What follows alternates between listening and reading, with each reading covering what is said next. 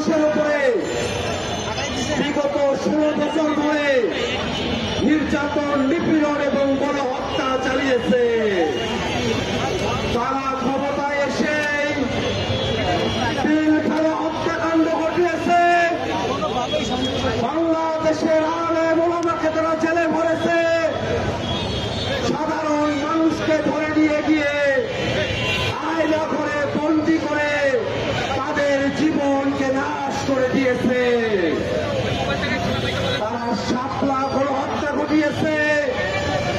মোদী বিরোধী আন্দোলনে বাংলাদেশের সাধারণ মুসল্লিদের উপরে তারা নির্বিচারে গুলি চালিয়েছে।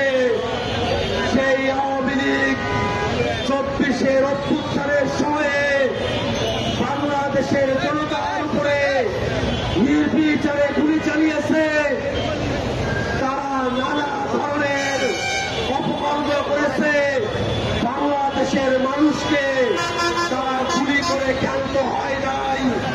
লাশগুলোকে পুড়িয়ে দিয়ে নৃশংস কায়দায় তারা বাংলাদেশে গণহত্যা সংগঠিত করেছে। যে আওয়ামী লীগ এবং শেখ হাসিনা বাংলাদেশে গণহত্যা সংগঠন করেছে, সেই শেখ হাসিনা এবং আওয়ামী লীগকে ভারত সরকার ভারতে আশ্রয় দিয়ে বাংলাদেশের মানুষের বিপক্ষে অবস্থান নিয়েছে।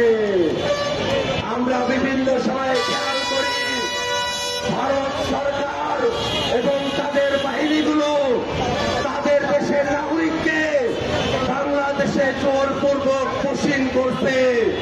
বাংলাদেশের সীমান্তে ভারতীয় মুসলিম নাগরিকদেরকে পোষণ করে বাংলাদেশে তারা পাঠিয়ে দিচ্ছে। আমরা ভারত সরকারের কাছে বলতে চাই, নিজের দেশের নাগরিকদেরকে নয়, পোষণ করতে হলে খুনি হাসিনাকে অতি দ্রুত বাংলাদেশে পোষণ করুন। আমরা বাংলাদেশের জনগণ শেখ হাসিনার রায় কার্যকর দেখতে চাই।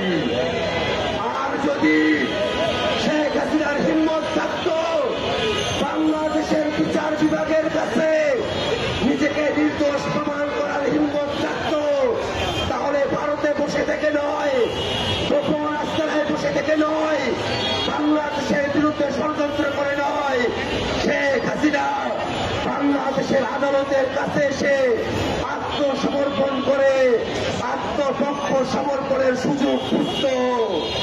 যেহেতু শেখ হাসিনা এবং আওয়ামী লীগের আত্মসমর্পণ করে আত্মপক্ষ সমর্পণের ন্যূনতম কোন তাদের পক্ষে বৈধতা নেই। তারা জানে তারা খুন করেছে, মানবতা বিরুদ্ধে অপরাধ করেছে, গণহত্যা করেছে। কোনোভাবেই আত্মপক্ষ সমর্থনের কোন নৈতিক ভিত্তি শেখ হাসিনা এবং আওয়ামী লীগের নাই। সেই কারণেই তারা বাংলাদেশের বিচার বিভাগের কাছে আত্মসমর্পণ করার মতো সাহস দেখাতে পারে নাই। যারা বাংলাদেশের বিচার বিভাগের কাছে আত্মসমর্পণ করার সাহস রাখে না, নিজের পক্ষে আদালতে এসে পক্ষ অবলম্বন করার সাহস রাখে না, সেই আওয়ামী লীগের পক্ষে কোনোভাবেই বিশ্ববিদ্যালয় পড়ুয়া, বিশ্ববিদ্যালয় পড়ায় এমন কোন ব্যক্তি খুনিদের পক্ষ নিতে পারে না। এইসব শিক্ষক নামের কলঙ্ক তারা বাংলাদেশে আবারও গণহত্যা চাপিয়ে দিতে চায়, বাংলাদেশে আবারও মানবতা বিরুদ্ধে অপরাধ চাপিয়ে দিতে চায়। আবারও ভোট চুরি করে কেউ ক্ষমতায় আসবে এবং তারা তাদের গোলামি করে নিজেদের পদ পদবি এবং প্রশাসন রক্ষা করবে, এমন বাংলাদেশ তারা আবার ফিরে দিয়ে আসতে চায়। আমরা শিক্ষক নামের সেই কলঙ্কারদেরকে, সেই কলঙ্কদেরকে আমাদের ছাত্ররা বয়কট করবে সে আহ্বান জানাই। একই সাথে এই বাংলাদেশে শেখ হাসিনার রায় কার্যকর করার মধ্য দিয়ে শহীদদের আত্মা শান্তি পাবে, সেই দিনের অপেক্ষায় বাংলাদেশের সকল জনগণকে সজাগ দৃষ্টি রাখার আহ্বান জানিয়ে আমি আমার সংক্ষিপ্ত বক্তব্য এখানেই শেষ করছি। ইনকিলাব জিন্দাবাদ।